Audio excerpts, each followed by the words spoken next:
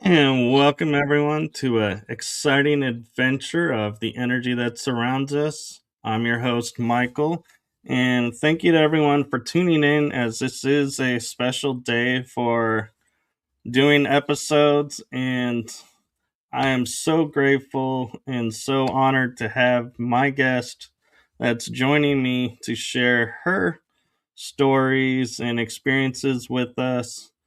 And I can tell you from her bio things about her, but I feel like I would be fumbling up and be like, yeah, I totally could not relate it in the way that she can, and it will just draw you in. And so I am going to turn it over to my amazing guest, the one, the only, experienced traveler, spiritual extraordinaire, Venus Saffaric. Thank you. Thank you so much for inviting me, having me on. I really appreciate that. So yeah, I am, you may say a mystic.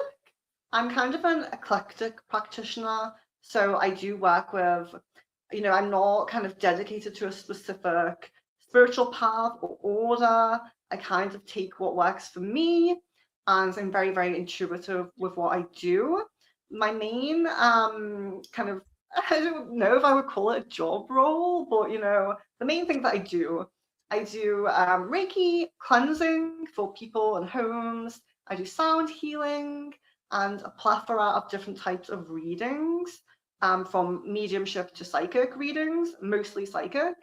Um, I do the kind of general things like crystal ball, tarot, things like that, but I also do a very unique types of readings as well, like bone reading and flower reading.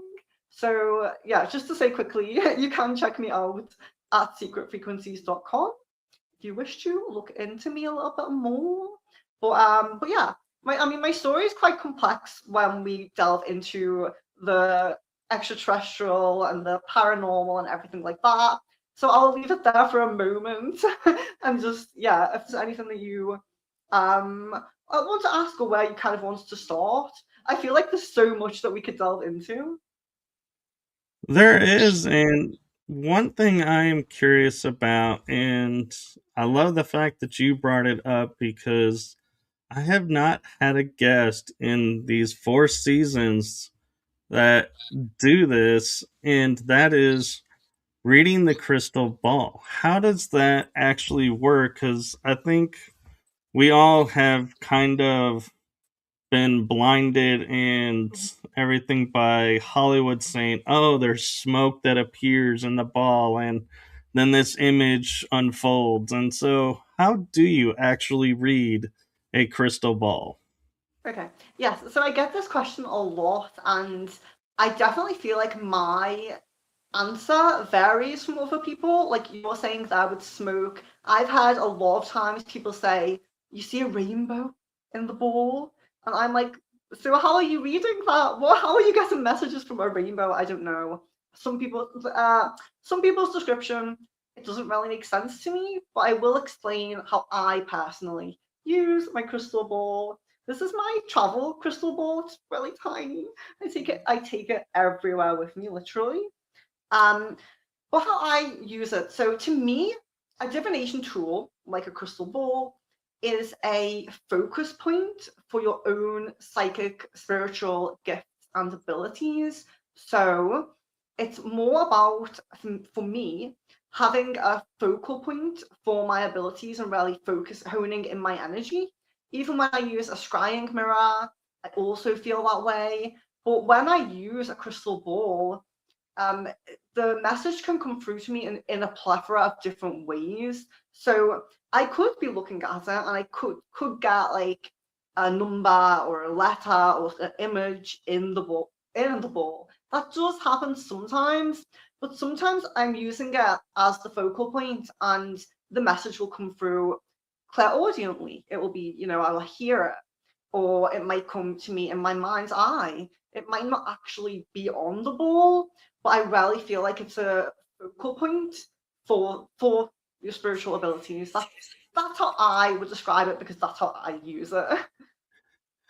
So I have a question you may not have been asked about the crystal ball, and that is, when did you first pick up a crystal ball and realize, oh, I can totally tap into this divination tool?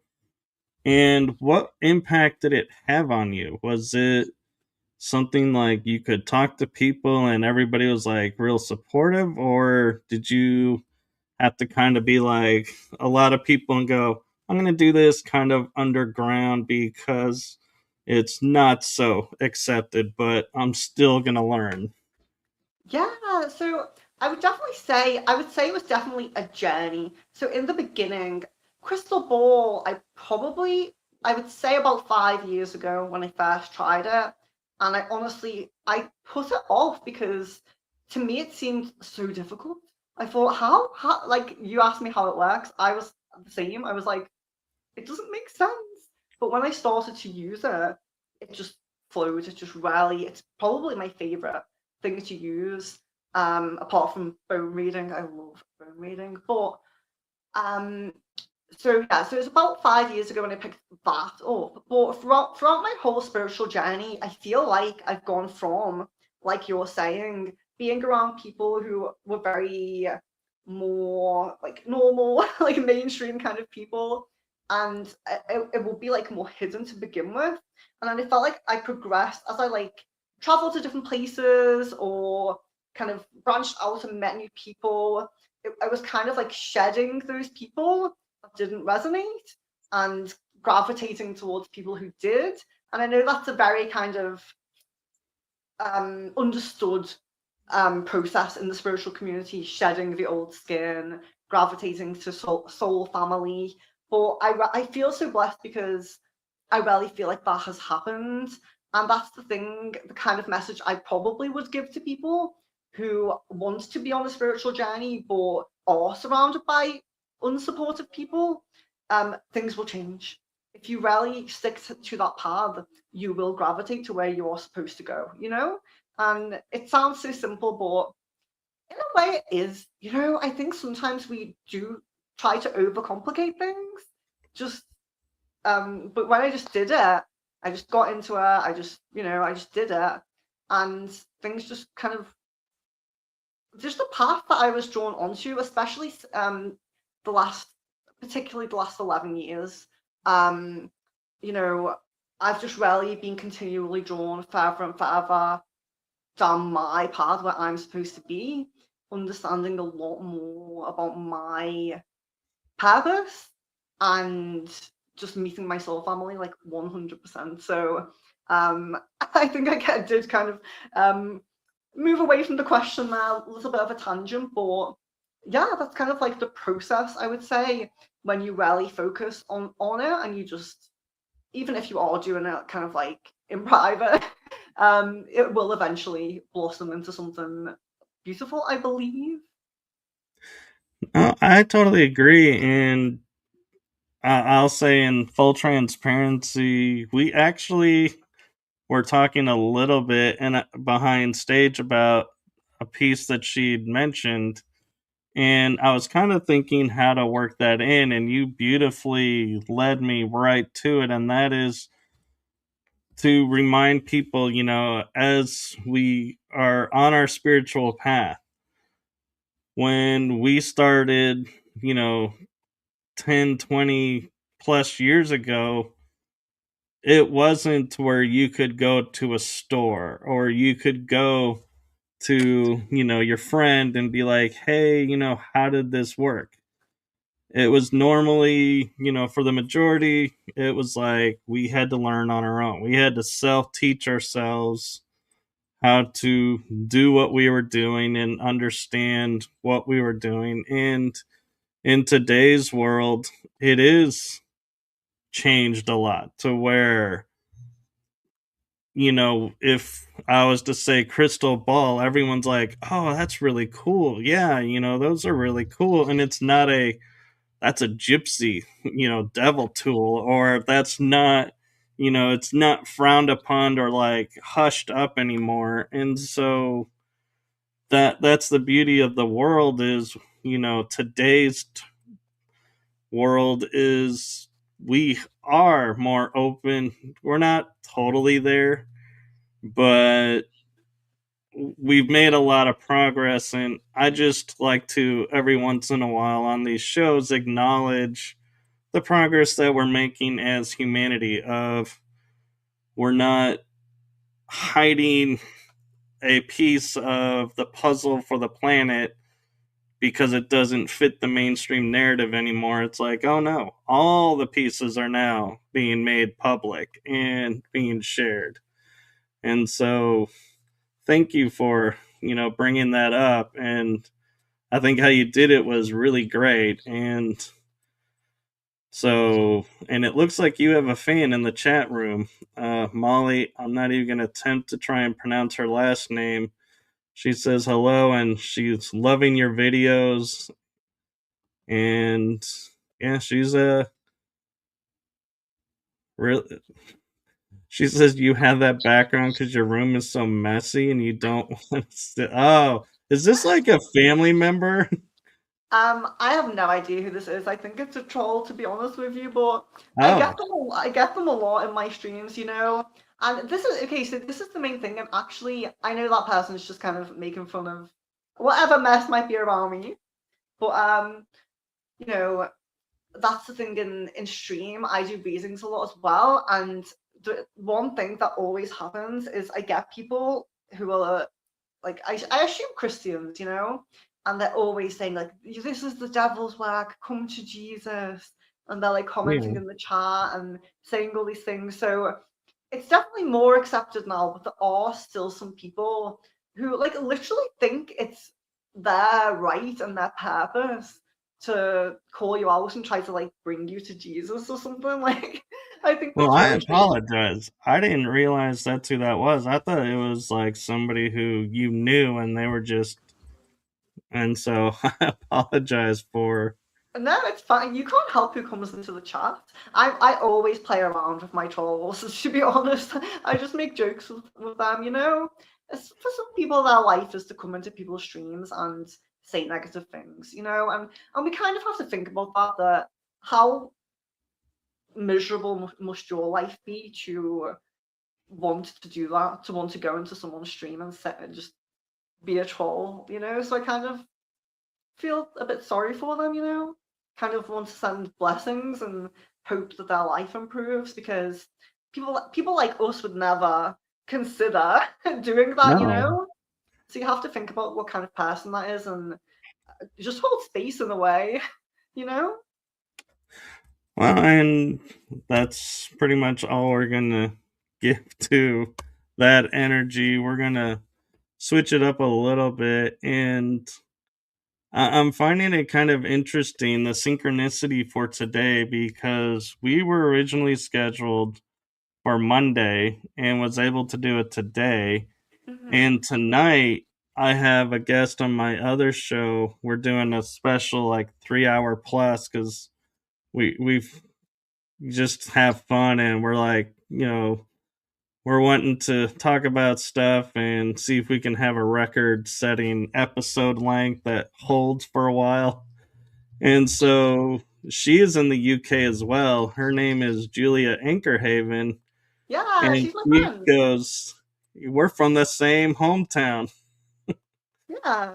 The first spaces that I went to, I drove up with Julia.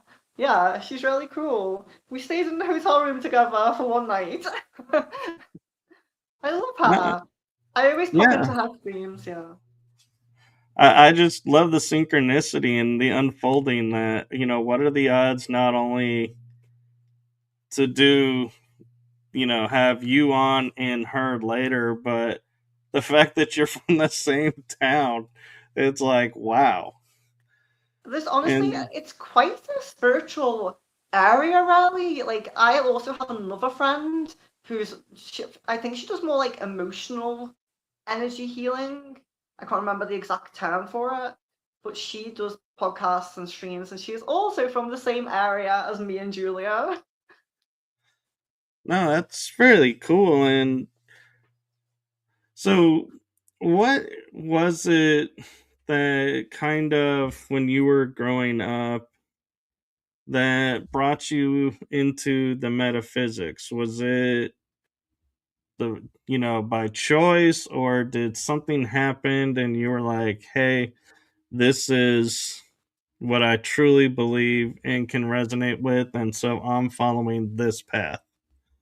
Yeah, so the main thing for me, I was an avid lucid dreamer. Very naturally, I would lucid dream. So I would be in my dream and I could control it and I could do whatever I wanted in that space. And I would talk about that to people, thinking that that was like a normal thing and everybody did it.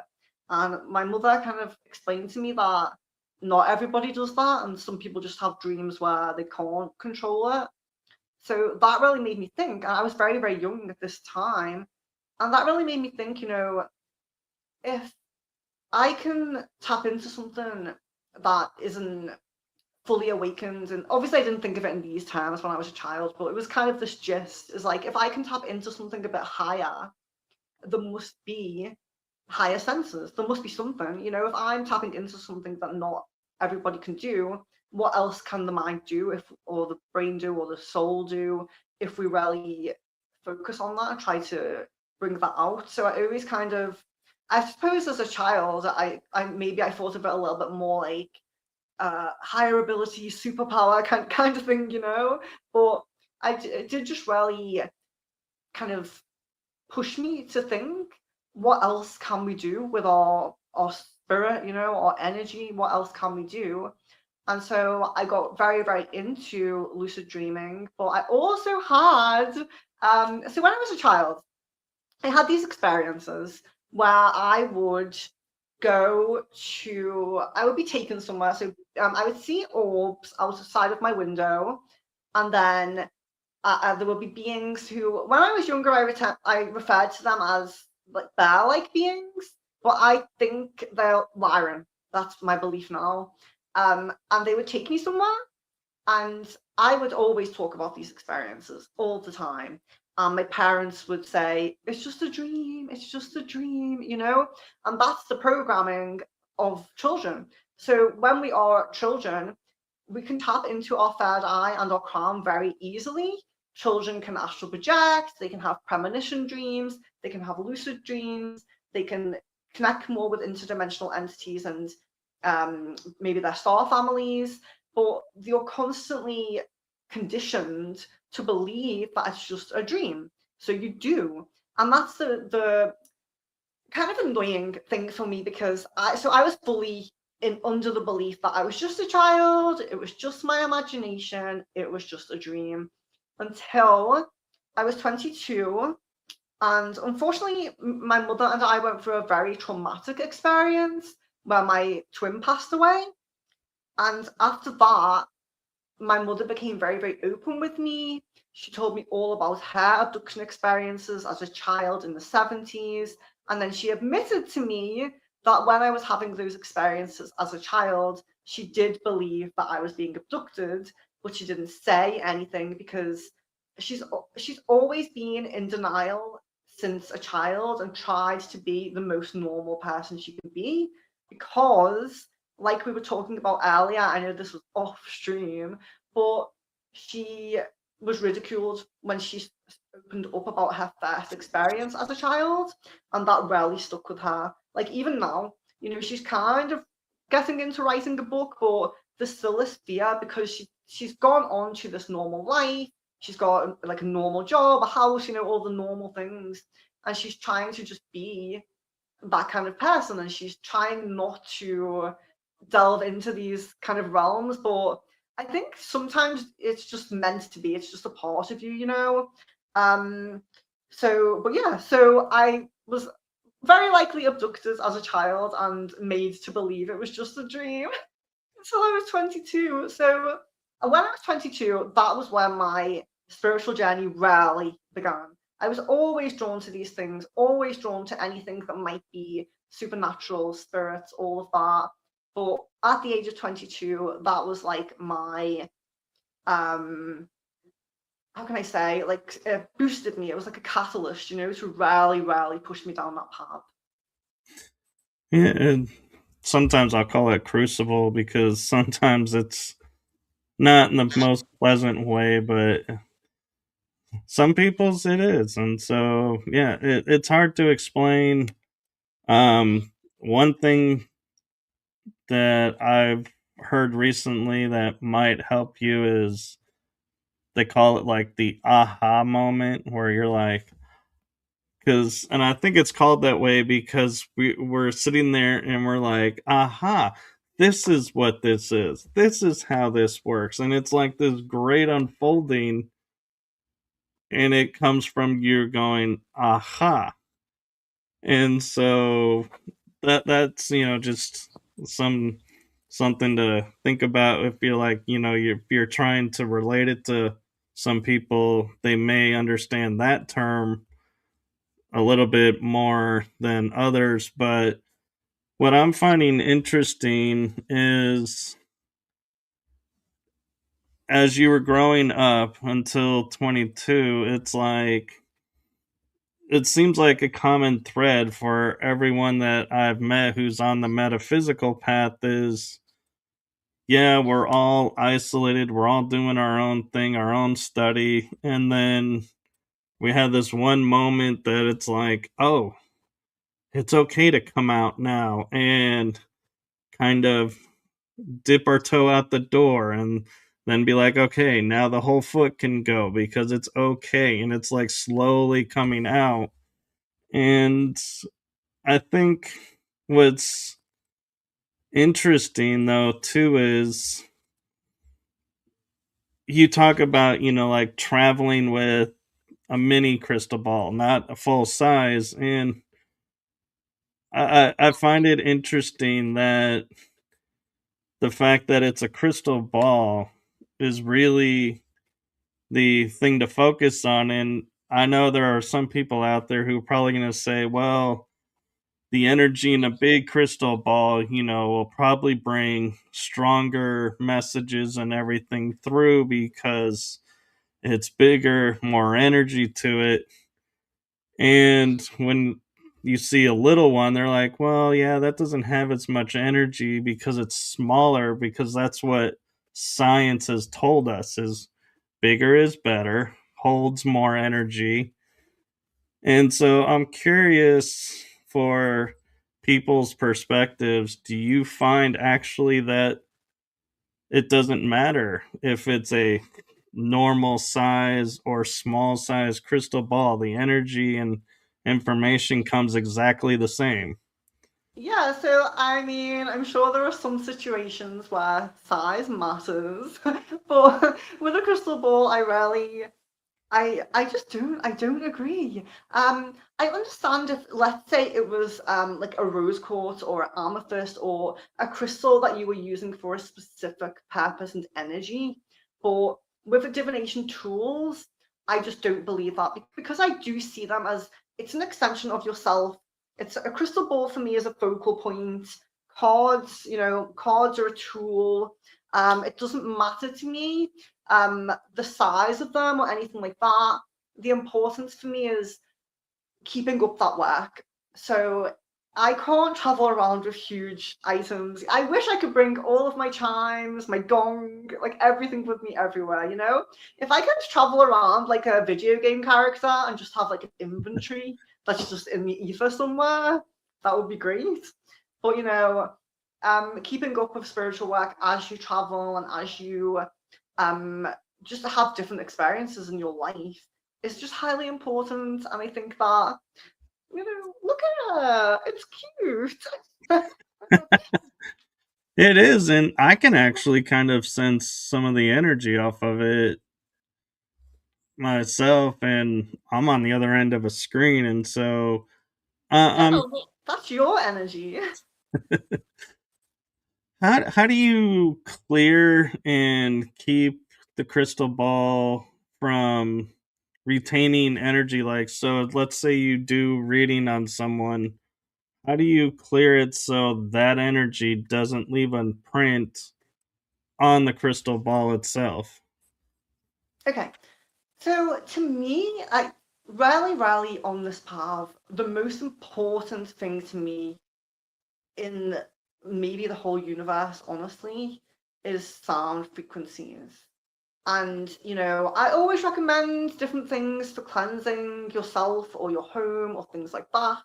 But if you're cleansing your spiritual items, I really do recommend sound cleansing. I think tincture bells are really great. Probably my preferred method. I have a like kind of mini spinning gong. It's very small but very heavy, and I love that as well. There's just different, I would say, different instruments for different tools if you feel drawn to do that. But tincture bells 100%.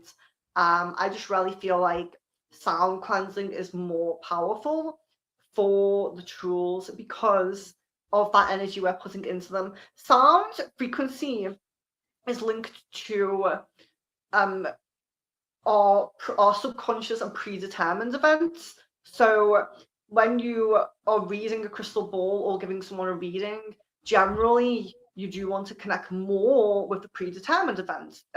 If they want to know their future, let's say, because we have different paths on our Akashic records on our path. We have different options sometimes. Like we do have free will in some instances, but we also have predetermined events on our life path. And if you are more connected with those, then you are giving people, true things that are 100% going to happen, as opposed to things that might happen, choices they might make. If there's a little fork in the road and 50% they might go that way, 50% they might go that way. You can give a reading like that, and I do that a lot, but I have to tell people, this is a free will moment here. So in the energy looks more like you will go down that path, but there's a possibility of this path. So when we use, to bring it back to cleansing, when we use sound, it's connecting more with the subconscious and predetermined events. So actually it's cleansing, but also connecting to your subconscious psychic ability that can pick up those predetermined events. So I really hope that makes sense. It does, and I'm curious, when you do sound therapy, have you ever, and I know this is gonna sound strange, but ever put like the person in a state where they're either visually or physically in water?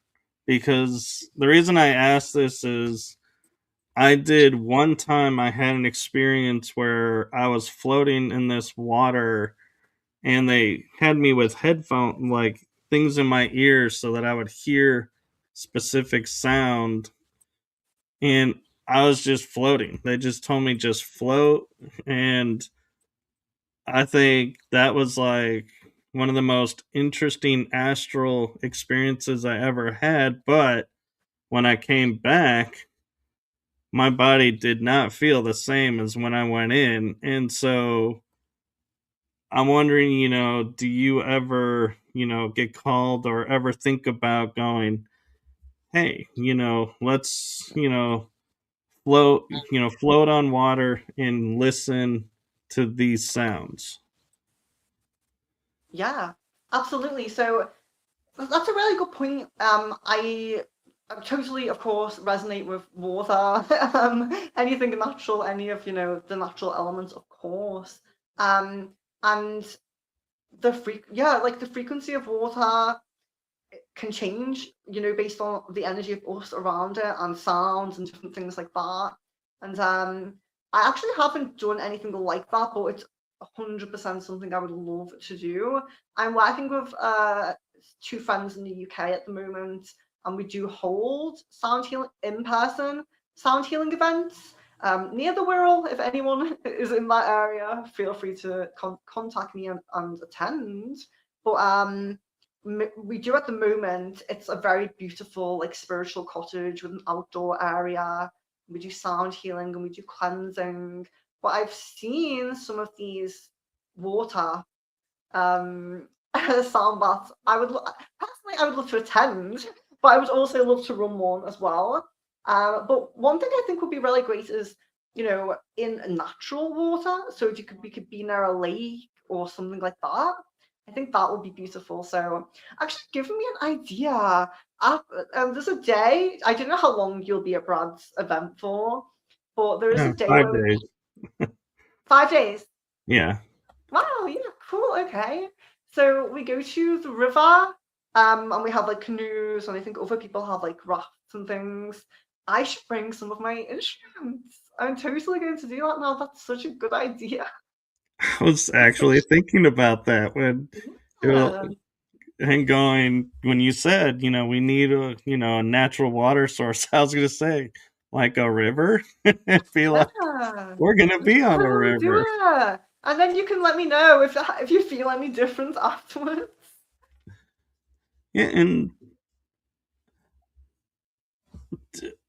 what is your thoughts when people, when they talk about sound, like, we have singing bowls or we have different, you know, bowls, different tone music, binaural versus regular. Do you feel like we spend too much energy and too much time going and trying to analyze what the sound is doing, where it's coming from, versus the benefit of the sound, period? Or do you feel like all of that actually does play a part and it is something important to think about and focus? Well, I think what you're saying is it's an important point to bring up because I do have a feeling in a lot of spiritual spaces that they think too much, they overthink, they really try to analyze things. And the thing is, when you find out answers, you get more questions. That's the loop, That's how life is. Like, I think people kind of reach for complexity because it's kind of comforting to keep asking questions and keep delving in rather than feeling kind of like, whoa, is this it? Like, this is it. I'm just supposed to be. No, it can't, it can't be. There must be more. There must be more. There must be more. And I feel like people overthink way too much, and there are people who are very strict on certain things, like you can only do this Reiki symbol on this chakra, or you have to stick very strictly to Usui Reiki, or you have to do this specific course to be a sound healer, and that's just really not the case. In the universe, that is not how energy works. Energy and sound do not work by money, monetization, or something like that, or strict regimens, because we well, if we do that, we're losing the intuitive side. And this is why you know, I'm so drawn to sound healing. Sound healing is rarely is my calling. I wish I could do it more. But I'm intuitive with it. I'm not like, I don't follow a strict I understand different frequencies for different chakras, different notes of singing bowls and things like that. I understand that, but I will always go with how I feel. If my guidance tells me to use, like, I don't know, 369 hertz for someone's solar plexus or sacral, then I'm going to do that. I'm not going to be like, no, because you have to go with the intuition. There's always a reason for that. And I do think that there's people love to, the thing for me, and this is a point that I've been thinking about for a while, is people kind of, they disagree with organized religion, right? So they come to spirituality. And it's like, oh, spirituality, there's no set rules. I can kind of go where I want, do what I want. But then they end up getting into a box in spirituality where there's rules and there's regulations, and you're only supposed to, you're not spiritual if you smoke a cigarette. You're not spiritual if you have a glass of wine. You're not spiritual if you eat chocolate once a month. It's like, it's just like missing the point, totally missing the point. It's like we're supposed to break away from strict regimented religion, and we're supposed to be open and free and explorative, if that's a word. You know what I mean? Follow your wanderlust, follow your exploration energy, exploration, and just don't. I would say don't fall into that, because why are we breaking free from organized religion just to create our own organized religion? It's crazy. I agree, and you actually have me thinking about an experience that I had in a new way. And what it was is, after I had broken my leg, I was in Spain on a cruise, and I was I think I was still on my crutches. No, I was off crutches at this point. But what was interesting is I had the fear from my doctor in my head of do not fall. If you fall, something, it's going to be bad, in other words. So I was like in my mind going, okay, don't fall, don't fall. Well, as I'm going around to enter the terminal, you know how on some of the terminals they have that metal strip for some reason along the Yeah. ground? Well, it was raining earlier, and my leg that I had the surgery on lands on that metal strip, flies out under me, and I go landing on it, and I go into paranoid freak out mode of, oh my god, here I am, I just fell, I'm in Spain of all places. Do I go to a hospital in Spain? Do I go back on the ship and let the ship check it out? But finally I somewhat calmed down, and I'm like, and my parents come around the corner and they help me up, and I'm like, yeah, let's just go back on the ship, let me go lay down in the room. Well, with all of that set up, here's the experience that got really interesting. And this is where I'm going to say you got me thinking now. Is while I was on the couch in the room, I hear a voice and I see myself in this void, and this loud, booming voice asks, "Who are you?" And the reason I'm saying that it's different is now you got me wondering, was the voice booming because of the sound frequency that it was trying to bring? And we end up with this conversation of, I say my name and I say I'm a healer and my healing element's water. And here I am on water, and I start to surround myself with water, and I'm fine.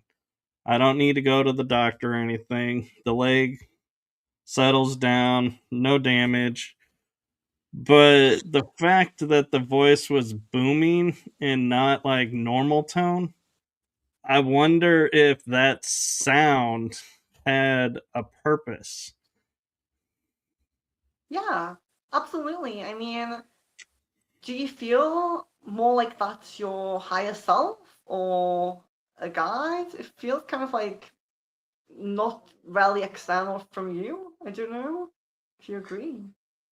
I think it was my higher self, but the reason I say the sound frequency aspect of it is normally my higher self, when it talks to me, is kind of the same tone I am, or maybe slightly higher if I'm not paying attention. It's like, okay, yeah, they'll get my attention that way. But I mean, I remember this voice being like booming, and it was like almost like I would say, you take those big drums that people bang that are on their side, and it creates this like thunderous feeling, and it vibrates out in like the hall or the location that they're in. And so that's where I'm wondering with, your thoughts of it, with the sound healing, the fact that the voice came at such a loud frequency that there was a purpose to that versus just trying to get my attention because it was louder than normal. Yeah, absolutely. And were you in a certain state? Like, were you just conscious, or were you like kind of going to sleep, or what kind of state were you in? Because that's a really interesting experience. I had just closed my eyes and tried to put myself in a trance to figure out how to heal myself so I didn't have to go to the doctors or create a scenario to where here I am overseas and how does insurance going to cover it, and opening a whole bunch of can of worms. And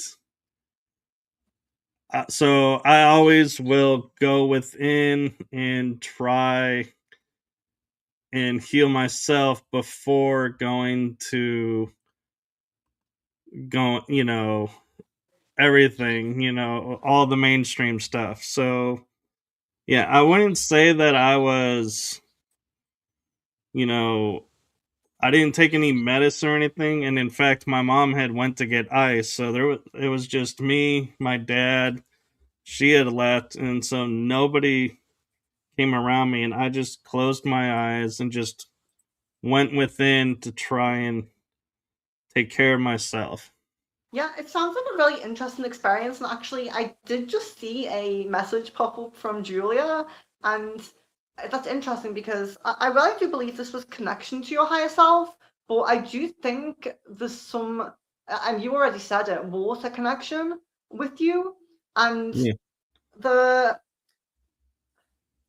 I just don't really think that people understand the strength of the energy of the elements around us. So yeah, you could have water elemental guides. Your higher self could be connected itself to water because we have water, we have sound, we have electricity, light, magnetism, all of these things that are a pattern together based on the location of the constellations around us. Like that's why the reason why the physics acts the way it does in this realm is because of the location of the celestial bodies to us. And we have much stronger of a connection to them than we think. So it really sounds like your higher self, but it does sound like there's some strong connection to water, but not like I feel like water, like how can I say, like water in the beginning, like super fresh air water, not polluted water, not the treated water or anything like that, like really fresh water, fresh from the earth, if that makes sense. Like I really feel like you have a connection to that, your higher self itself. But again, you could have water elemental guides. It's so highly possible. I work sometimes with water elementals, fire, earth, you know. I kind of go through phases, if you will. But you can have really strong connections to specific ones. And the water elementals especially, that is a really healing energy. Of course, water is very cleansing. So it makes sense that you would connect with that. And it sounds like a beautiful experience, really. Yeah, Even if it may not have felt that way at the time, I don't know. it was. And one of the things that kind of made me kind of laugh about it afterwards was I was talking with my pagan teacher at the time, who was a dear friend of mine, and we're still friends. So I don't want you guys to start thinking that, but she was like, "You're only level one pagan. How are you accessing water and the element of water and bringing it in? That is something later, that's, and teach taught later. How are you pulling it in naturally?" And, I find it interesting, I just naturally go with the flow. I just, I don't sit there and go, okay, I can't connect with this because I'm not supposed to be there yet. Are If I'm you to connect, I just connect. And are you Pisces? I am. Yeah. Yeah, and that's another thing. So talking about this pagan experience, it's being surprised that you can be above the level that you're supposed to be at. This is my whole point about organized religion. Like, I love paganism. I love this. I love Buddhism, Hinduism. I do love some of these religions, but they're so strict and regimented that it's like you can't do this level, blah blah blah, and it's like, but people can. I have a client who can do energy work. She's never trained in Reiki. She's never been attuned, but she has the ability. She just channels that energy very well naturally. I think being attuned to Reiki is very important. I recommend it to everybody, even if they don't want to give Reiki, because it really helps open you up to your spirit guides. So I do always recommend it, but I don't necessarily think people need it in order to channel the energy. The energy is all around us. So Right. of course you can level up without being at that level. Well, and I think it's because we have through our, and I'm going to say this because I feel like, you know, every experience we have in our life is through our filters. And so naturally, every response to situations comes from going and saying, okay, this is my viewpoint from this experience. And this is from this experience. So everything is kind of just doing that. And her response, and other people I feel like are the same way, is, they have from their experience, people don't naturally do this. So it kind of throws them off and surprises them when they come across somebody who naturally taps in. And I just, I find it interesting, when that happens, people's reactions, and it's like, yeah, now this is why it's hard for some of us to openly talk about certain things, because there is no frame of reference for other people because they have a hard time understanding the natural, like astral. People ask me all the time, how can you teach me to astral? I'm like, I don't know, I just do it. It's hard for me to teach what is natural, and I feel bad a little bit because I'm like, I want to, but I can't address something and make something up for you because It's what you need, because I don't want to be that person and be like, oh yeah, I'm making this up to relate to everyone. I'm like, no, I naturally do it, and I just need to be me. And if you can follow along, cool. And if not, I get it. Yeah, and you know what? I totally agree with what you're saying about astral projection because, you know, if someone can teach that, and I know there is people that do it, that is some level of a skill because, like I said earlier, I was always a lucid dreamer, and I teach lucid dreaming. That's easy to me to teach that because I'm just so natural to it and used to it. And when I was doing it, I took steps to try to make sure I could do it more often, control dreams for longer. You know, I did a lot of experimentation when I was younger with lucid dreaming. But when I astral projected, I did practice different techniques, but when it finally happened for me, my passed over loved one took me out of my body. So I'm like, I can't teach that. I can't teach that in any way. And it just seems like I feel like maybe astral projection's a little bit more of a personal, like self process, maybe. I know there are some people that teach it, but to me it just seems like you try every technique and then eventually one day it just happens randomly, you know? I agree. And I find it kind of interesting too when going through astral. I wonder if you ever like had the experience of coming back and being like, wow, I feel really tired from all my journeying and all that I was doing out there. I need to come back more refreshed if I'm doing this. And so create a place where you can do just that out there.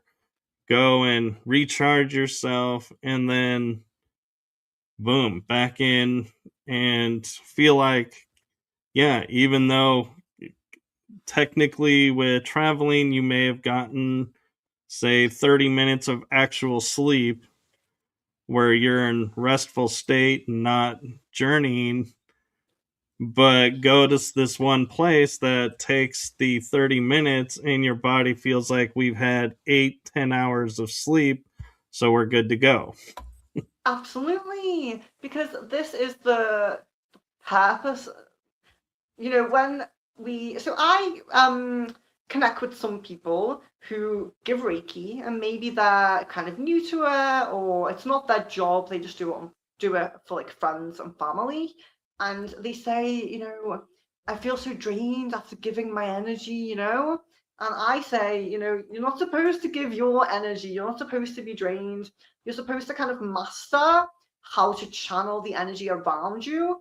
And I feel like that's Reiki, but I feel like astral projection is very similar in where, you know, sometimes when in your first experiences, you can have entities trying to get to you, you know, you can have attacks and battles and things like that, before you really learn to control and do what you're supposed to do there.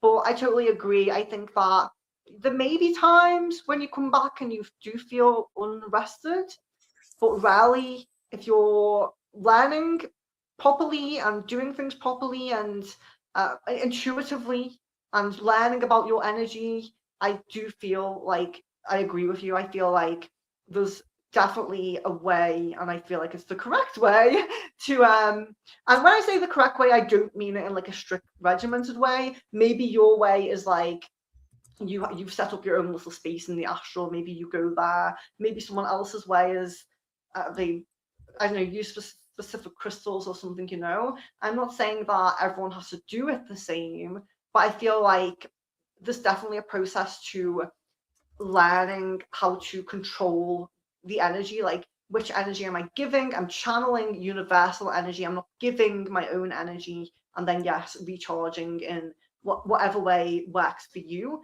Because I do believe that if you are a light worker and you do get out there in the astral, you will have a lot of work to do, and you do have to come back rested. You don't have to be doomed to have like a sleepy, lazy physical life just because you're out in the astral. There's definitely ways to recharge and come back refreshed. Yes, and one thing I find interesting with astral, because everybody's wanting to do it now. It's almost like what we would call in the old days.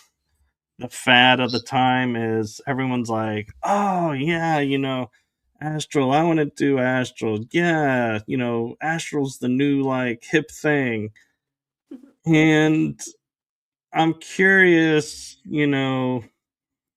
when people ask you about, astral and going out there, are you advising them, hey, yes, go have fun, go do this? Or are you one of those that's, I kind of do this too. I'm like, yes, go, experience the astral, but do be guarded. There are some areas of the astral you may not want to go visit, but for the most part, hey, let's, have fun out there.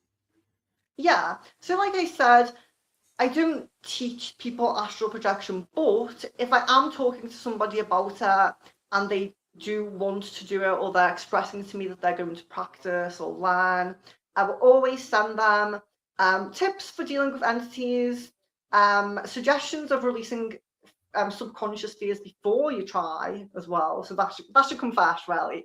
Releasing fears, tips for just in case you do encounter entities. But if you've released your fear, that should be manageable.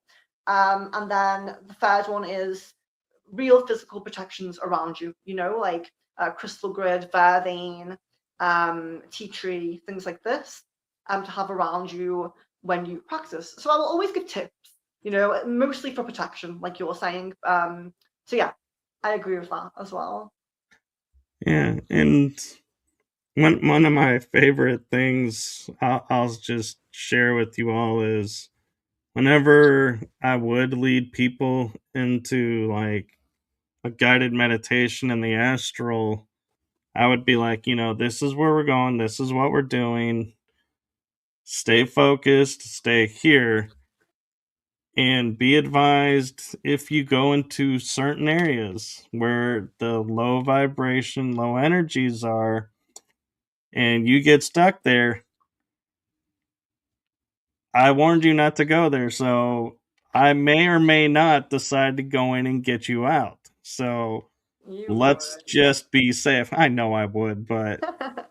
I'm like, yeah, and it's one of the I've kind of been noticing, and when I talk with a lot of people, on the astral, it seems like it's not common though for a lot of people to be like, yes, I can go in and navigate through the muck area, if you want to say, of the astral and be okay.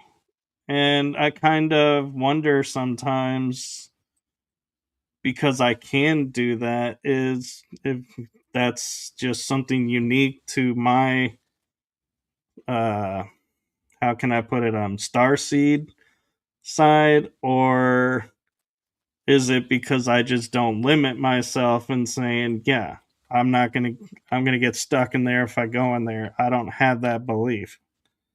Yeah, I definitely think there's a huge difference for people who've released fears before they try or before they attain that. But I also think that, people like you, um, there is like I was talking about lucid dreaming earlier, and I was saying how, I had sorry, abduction experiences, and I was being Yeah. told that they're just a dream, they're just a dream, they're just a dream. And with that, I feel like there's a lot of programming to children that those experiences don't happen, they're not real, and they get very, very suppressed. So if you are someone who still has those abilities, is very capable, very good at that, then that shows some part of you that's not easily programmed. So, good for you. That's perfect. And I do feel a lot of that, a lot of the time, that can link to starseed origins, or even just life path missions here. Some people are not supposed to be fully programmed because they have missions to do to awaken people, to,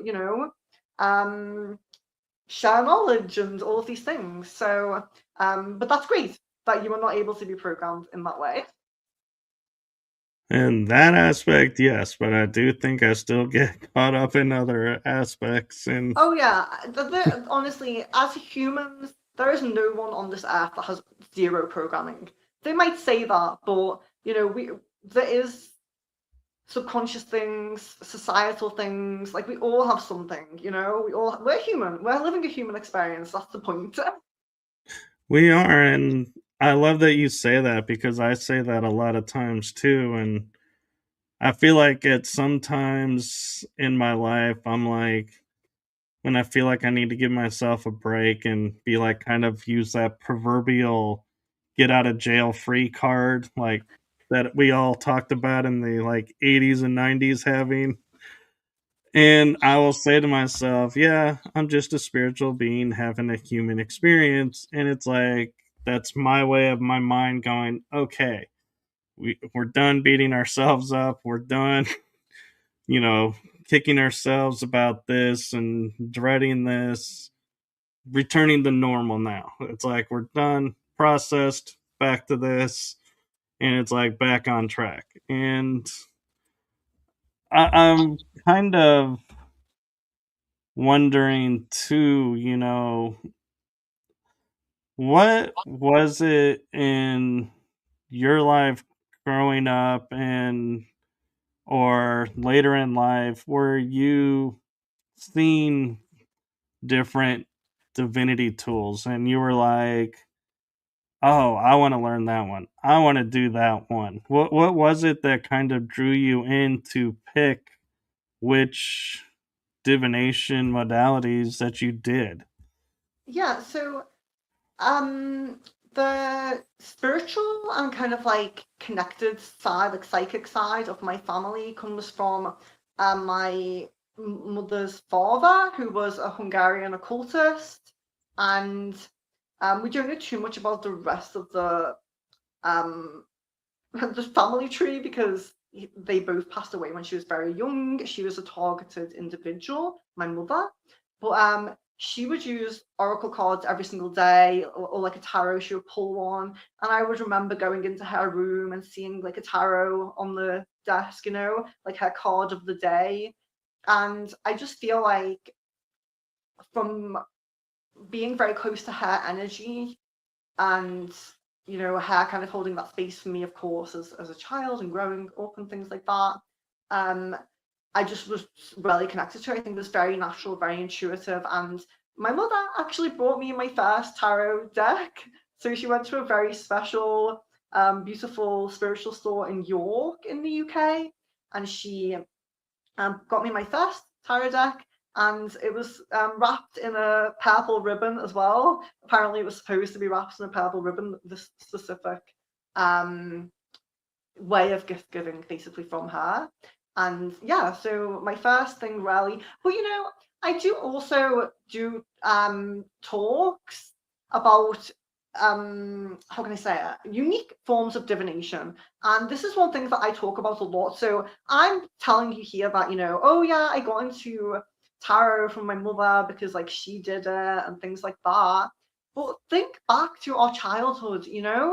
Did anybody ever hold a flower and say, loves me not, loves me? When you do that, you're trying to divine with the flower someone's feelings for you. That's divination. Did you ever make a cootie catcher?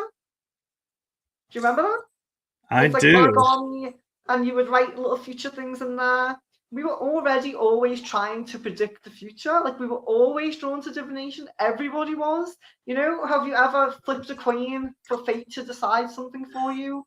We've always used these tools. And that's the thing. It's like, it's not really unique to me and you. And people in the wider world just don't realize that they were drawn to it because it gets suppressed. They were always drawn to it. We were always drawn to it. It's natural.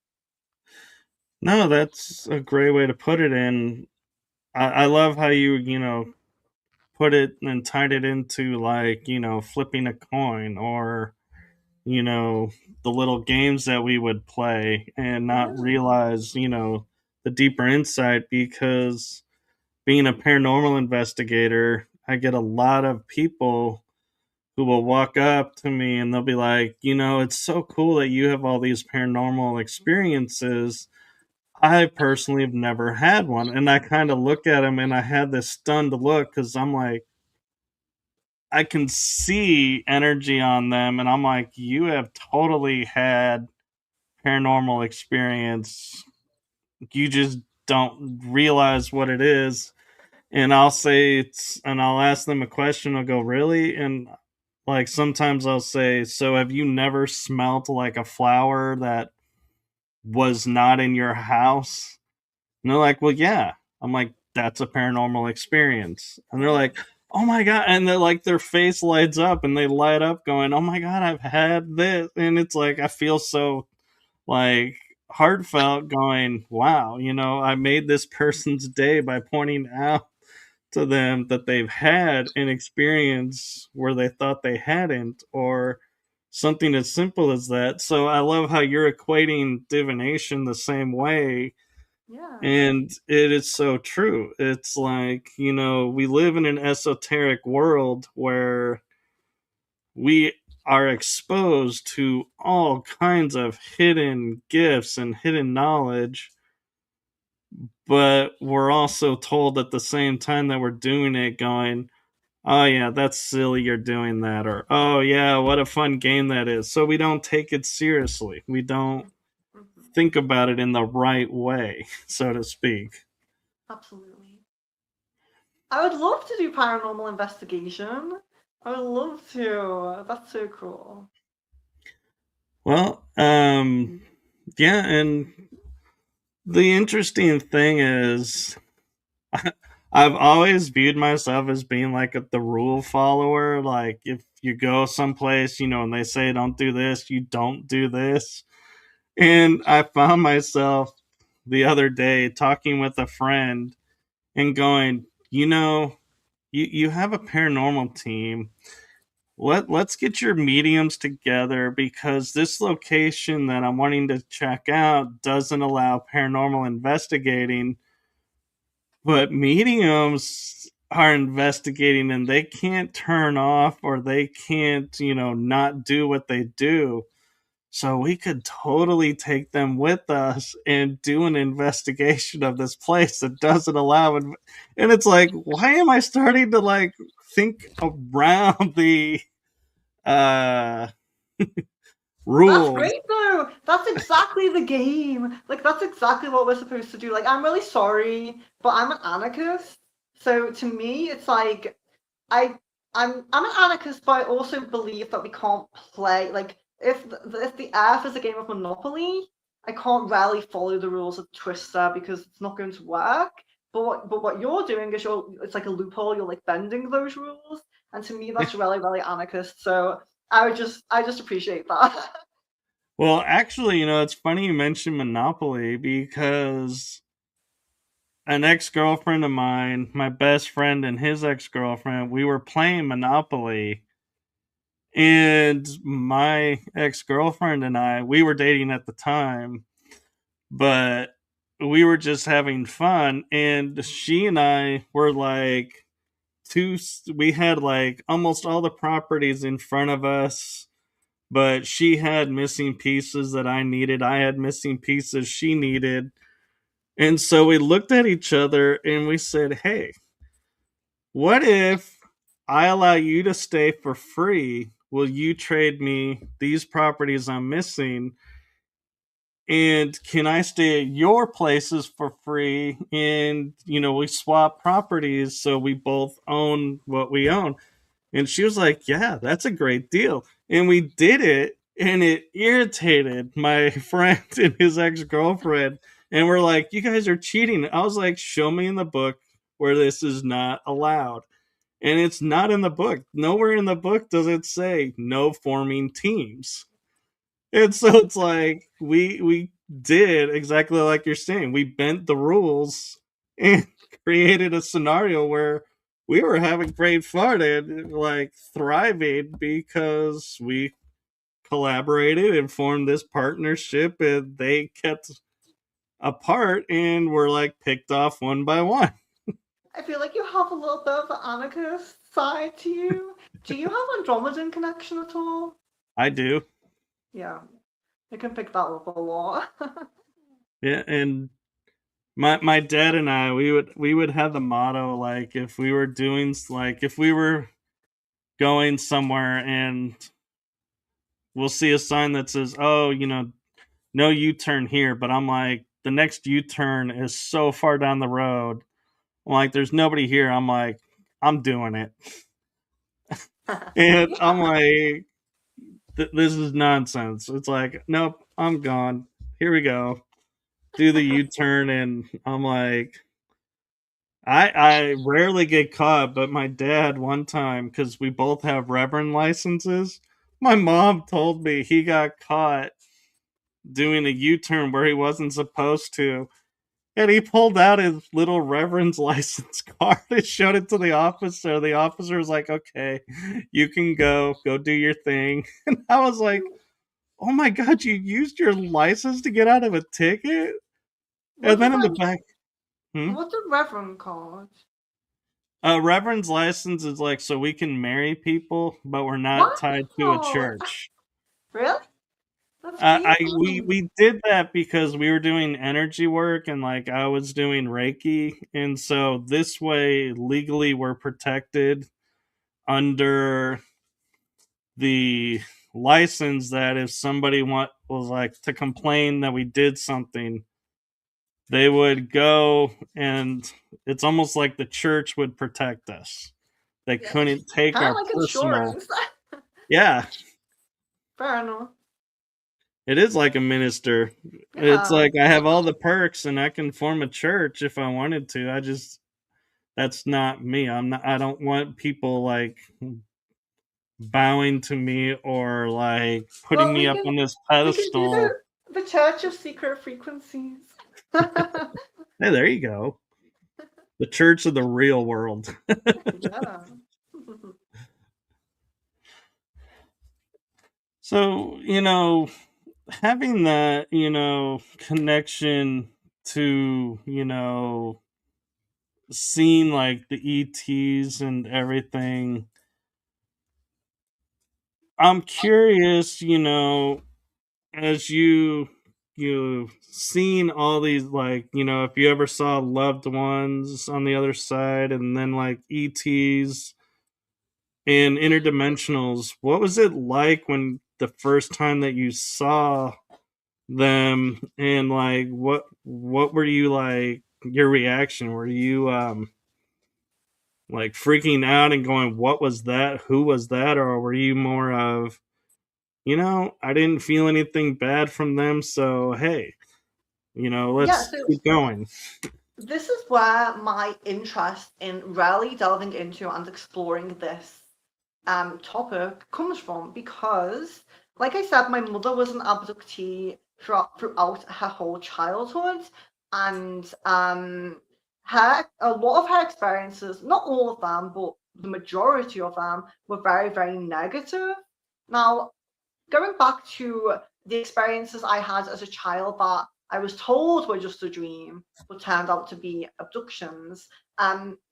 I remember feeling very at home with them. I would talk about those experiences all week to my parents. You know how it's like another family. I have another family. They're kind of like bears, and they look after me. Like I was always speaking very highly of where they were taking me, what we were doing. Um, so I would always speak quite highly of that. And then in when I was older and I did a more conscious effort at interfacing with beings in meditation and trance and things like that. Good night. Is that Julia? Good night. Yes. Um, so when I would more consciously try to connect, I always had positive experience. Like it was always positive. and it made me question my mother's experiences. I really strongly believe that a lot of them were governments or some kind of human faction. You know, maybe it's not government, maybe there's a different um, three-letter agency or whatever, you know.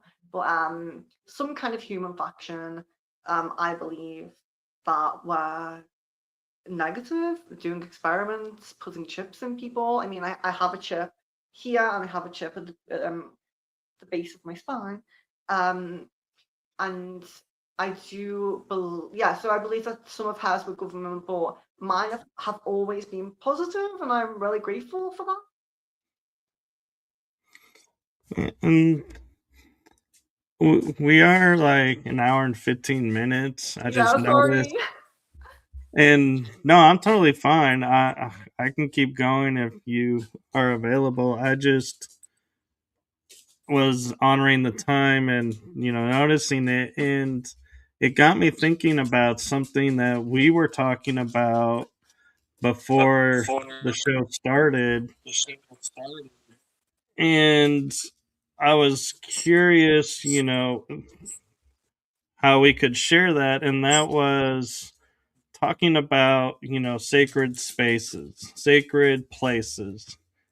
Everybody hears the word sacred and automatically goes, oh, church, holy ground, holy this or holy that. And that's not exactly what sacred means in the terms that, like, we're talking on an energetic level. And so, would you mind taking a moment, because I know you travel to a lot of sacred places? Share what those adventures are like and what a sacred place means to you. Okay, so yeah, so I think the most important thing to remember is that Mother Earth is a living spirit. She is, you know, she or whatever, however you want to refer to her. There is not rarely a space here that is not sacred. You know, the earth is sacred. You know, we can think of it like that. But then, if you know, you think about the macrocosm, the microcosm. So imagine your own person. You know, you're sacred. Your whole body is sacred. Your whole spirit. You know, but you have these chakra points. You know, you may all be sacred, but you have the root, you have the sacral, and things like that. And I believe the same with the earth. The whole earth is sacred, but there are these points of higher spiritual energy, and sometimes, unfortunately, lower spiritual energy. And then we have to deal with that if there's then entities or portals. Of course, that's something that you may be called to do on your travels or in the astral. But yeah, that's how I think of it, because the whole of the earth is sacred. It's just that there are these points that maybe are more focused for specific things, you know. So pyramid structures, Glastonbury tour. You know, Glastonbury's super. I don't care if people say that it's lost its energy or it's lowered its energy. I do not feel that. You know, and like we were talking about Sedona as well. I think Sedona is strong enough to get through some attacks or some negative portals or beings or anything.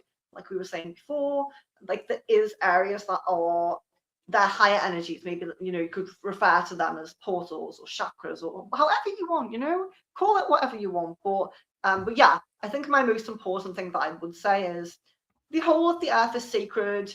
You can make the most beautiful spiritual sacred place in your back garden, in the forest near your home, in your even in your bedroom. You know, if even if it's not, the thing as well is we always put ourselves down in the sense of we always feel like we have to be in nature, which I love to do that, but don't put yourself down if you can't do that. If you work in an office, if you're always at home, you're always in buildings, you're not separate to nature.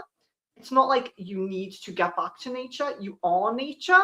So I just feel like it's also recognizing the ability of sacred space and spiritual energy anywhere that you are as well. And one thing I would point out with this, because things like pyramids, um, carved spheres, certain shapes and structures that are made around the world are used to influence the frequency and energy of the earth, pointing in certain directions, like the pyramids pointing in a certain direction. And that's basically feng shui on a mass scale, you know? And I think that's one spiritual practice that really has been forgotten about is feng shui, because we always remember the importance of our own internal system. Oh, is my chakra unbalanced? Do I need to cleanse my aura?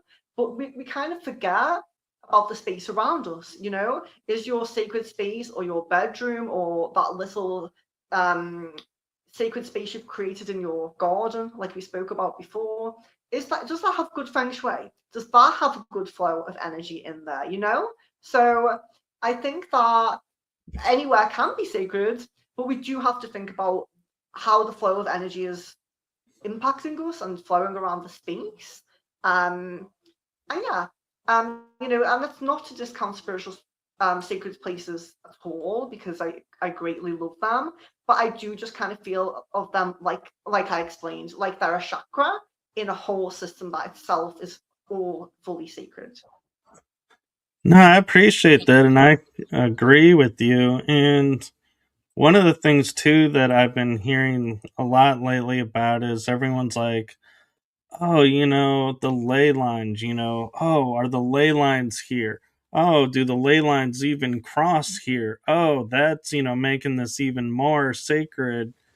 And I wonder, one, with the magical energy of the planet, and I use the magic with a K version, not the C, when I'm talking about this, Yeah, is, the ley lines do, have an impact, but does the energy, I don't feel like right now I'm having the vision of the ley lines are not like these small thin lines that we like picture on a map, and that the ley line energy is actually covering the entire planet.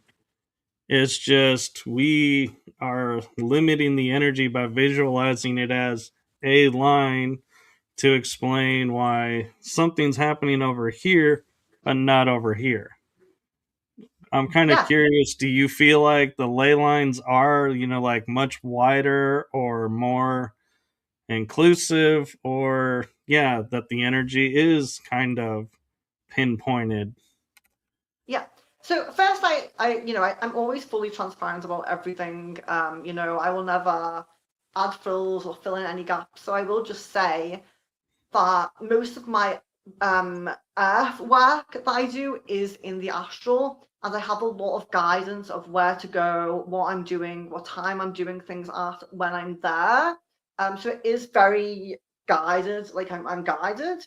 So I don't really have I'm not super knowledgeable about ley lines, basically, is what I'm saying. In this 3D physical realm, I haven't really looked too much into them. So I'm not the best person to, to be super knowledgeable about them. So I'll just say that all of my artwork is astral and I'm guided to it. So I can't really comment too much on it, but I really would agree with you in that sense, because when we believe something like so holistically on earth, like everybody believes it, it does become true. You know, it's like, this is my point about, sorry to go off on a tangent, but this is my point about Ouija boards. Now, Ouija boards are evil. And, if you use one, you're probably going to contact a negative spirit, but it wasn't always like that, and it doesn't have to be like that. Why is a Ouija board evil, but these are fine? They're all divination tools. It's just a divination tool. So what's the issue?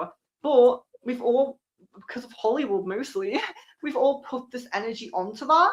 So now it's kind of true. It's like, use a Ouija board and try to connect with someone positive. It will be very rare that you will, because it's an egregore, or an egregore, depending where you're from, is how you pronounce it. But it is basically when we give so much power to a thought form because we all fully believe it. that it becomes truth. So that's why a Ouija board is not really used in divination anymore, because now it's kind of, we've impacted it, we've made it so that we only connect with negative spirits. And I do believe that about other things where the belief gets so widely believed that it becomes our truth, it becomes our reality, you know? Right. And Terry brings up a good point. It's not the tool, it's the intention. Yeah, And exactly. Exactly, and this is why I really believe that we should bring the Ouija board back as a divination tool, and it should just be able to be used. But it is just, we're co-creating this reality. So, the egregore thought form of the collective will impact you. Unfortunately, you may be strong enough or lucky enough to connect with a positive spirit. I'm absolutely not saying it's not possible, but because of that egregore that we've put out there, that the world has put out there, it makes it more difficult. It does, because that impacts us. We're all living in the same reality. It does impact us. But yeah, free the Ouija board. That's my movement, you know? well, I kind of am one of those that I'm like, I don't recommend it as a tool for a lot of people. But it's not because of, like you're saying, it's the darkness of it and everything. It's because people are opening portals and inviting things in, but they think, okay, because this is a game, we close the board, we put it away, everything's done and everything, but everything that you've invited in is still here. That portal that you opened is still open. And so that's where I say, to people when they ask me, should these be used? The answer for me is no, because people don't realize what they're doing with it. If there was more education around it, I would be like, yes, that is, it is a tool and is, usable. Yeah, But you have to 100%. respect it and respect what's going on versus just treating it like a game. Yeah, we definitely have to release what we have put onto it, release that negative energy, release that expectation, that egregore of the negative intention behind it. I definitely wouldn't just recommend it to someone who's like just starting out in divination, but I feel like we should release the negative connotation with it. I really feel like we should. And of course, if we do that, and like you're saying, being a little bit educated about safety and protection, I think that's the main thing. Is like, I'm not really going to tell someone how to do something or how to use a certain tool, but I will always be really, really insistent on certain protection practices, herbs, angels, whatever I feel, sigils, symbols, whatever I feel is right for that person. I'm super insistent on protection and cleansing. And talking about protection, and, I think we've kind of mentioned grounding a little bit. Is, I'm looking at, Earth realm wise, everybody talks about, oh, here are great ways to ground. Here are great ways, to protect yourself. But I don't know that many people have ever talked about grounding with the astral. And there is a little bit of, people, we kind of mentioned a little bit of protection with the astral of, being aware of where you're going and everything. But how does, like, I'll just say, use you as an example, how would Venus, when done doing astral work, ground herself for being here on the earth? Well, my question would be: is Venus ever really here on the Earth? I feel like I'm always somewhere else. But yeah, grounding practices, I don't really know. I mean, for me, the thing that I highly recommend and what I really wish I could do more is house plants. Have a house plant. You know, people always say you have to put your feet on the ground, you have to go into a forest. Not everybody, not everybody can do that, and not everybody can do that every day. But you can sit with a plant, you can meditate with a plant, you can stroke its leaves, you can touch its soil. You know, you can just be in that energy of that plant, that natural, you know, beautiful thing.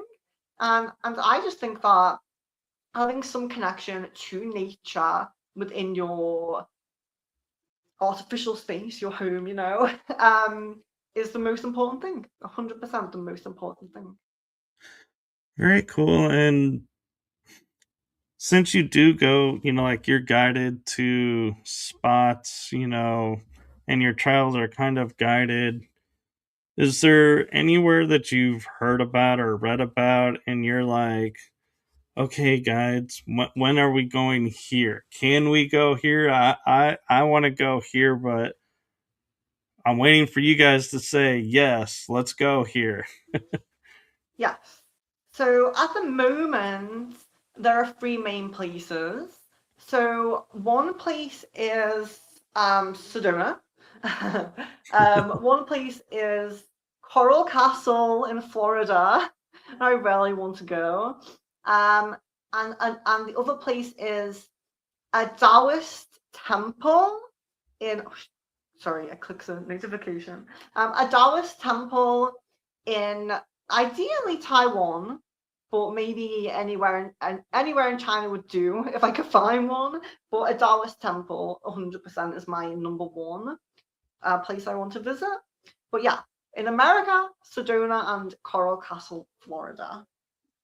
And I'm trying to picture if I'm picturing the right place for the Coral Castle. That's the place where the gentleman created this place, but nobody can explain how it was made and why it was made. And it appeared almost literally overnight, is how they describe it. Mm-hmm. And so that's the Coral Castle. Yeah, Okay, I just wanted to yeah, make sure exactly. because I didn't want to be like going, yeah, and then find out when we like if we ever cross paths and we're like, yeah, let's go, and be like, wait, I thought we were going to this place. What? Where are we No, going? that's definitely it. Yeah. No, that's really cool, and I want to thank you for sharing.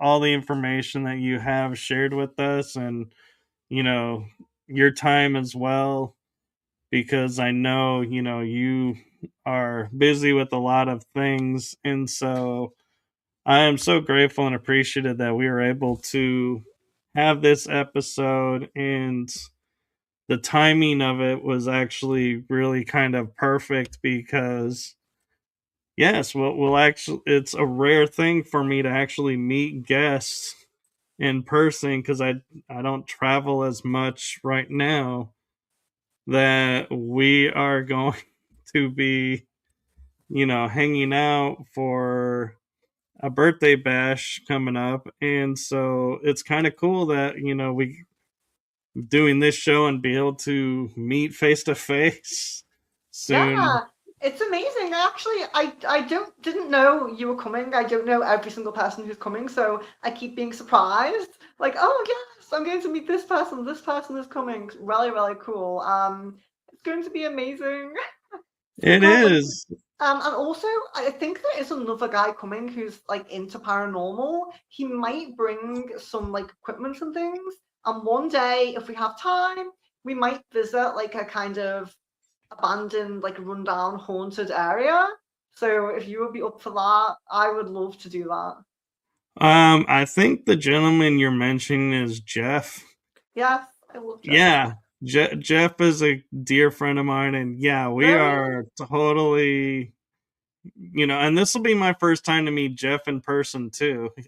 I actually am on his network, and we talk about trying to meet up, but him being so far, it's like hard to get over in that area and his work, and so we were like, oh yeah, we're going to be meeting up. So yeah, let's see if we have time to do this and visit places and have some fun while we're out there. And so yeah, um, maybe Jeff knows of some places nearby there that like the three of us or whoever wants to join us can go and do like what I would kind of more call it like a mini scouting investigation maybe than a full-fledged investigation, because one, I won't be traveling with all my equipment, but Yeah, yeah.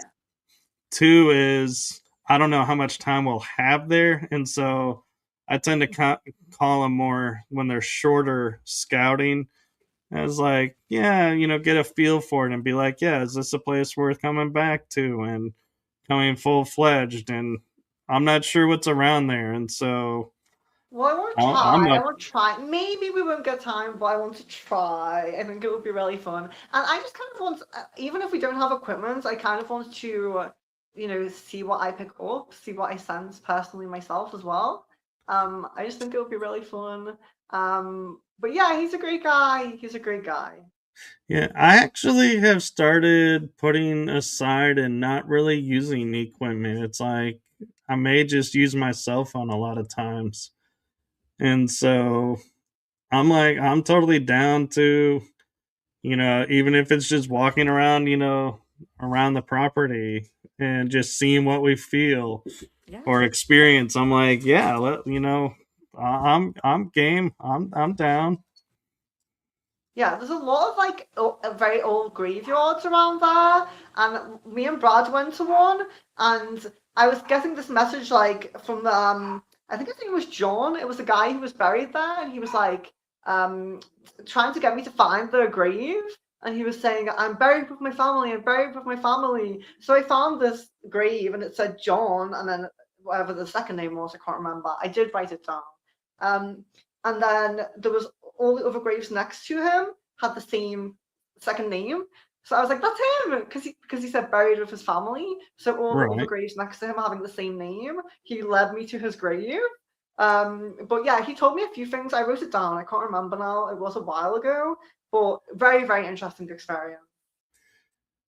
Yeah, no, I'm excited, and I'm like, as much as I'm saying this is vacation time and time to like have fun and chill, I'm like, I will always be like, if somebody taps me on the shoulder and be like, hey, we're thinking about checking out this place over here that may be haunted, I'll be like, okay, let's go.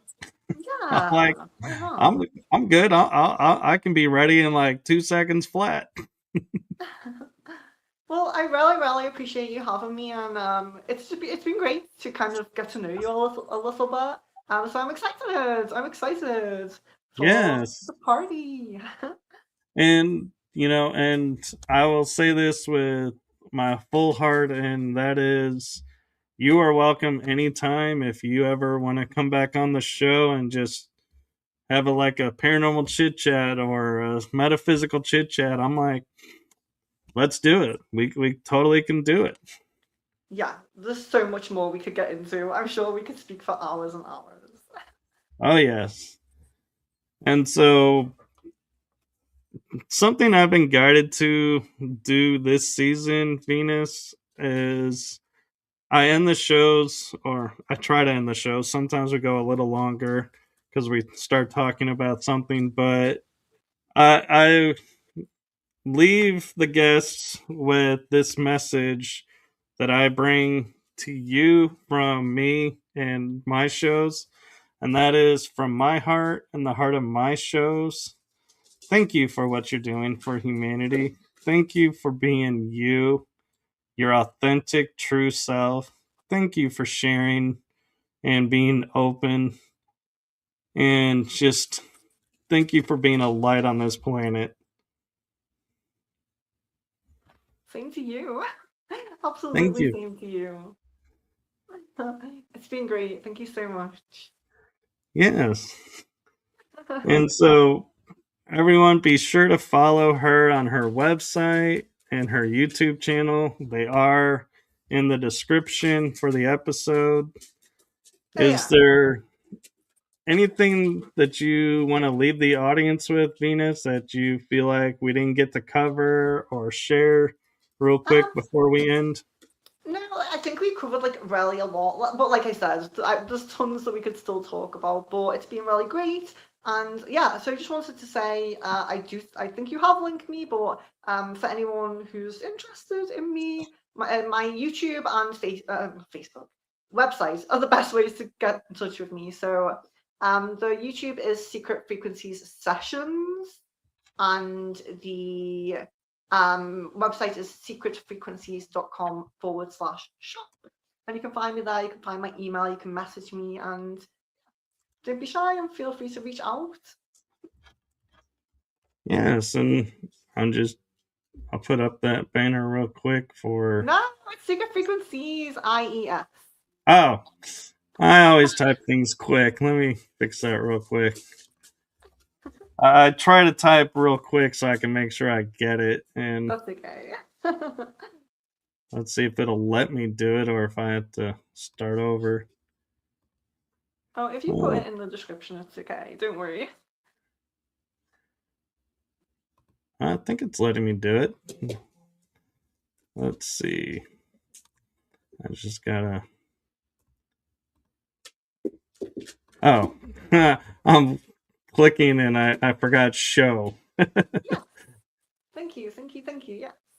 Yes, it's been lovely talking with you, and I look forward to more conversations with you. And you are a bright soul, so lovely, and it has been an honor and a pleasure having you on. And do follow along because you never know when Venus and I may hop on for another show. And so I will have my laptop with me at the bash. Brad mentioned, maybe doing some shows while out there. So Yeah. you never know, guys. I might actually do a little bit of fun work and play with shows while out there. So we'll see. And in the meantime, have a wonderful rest of the day. Enjoy your weekend, everyone. And we will see you for the next episodes. Have a great one, everyone.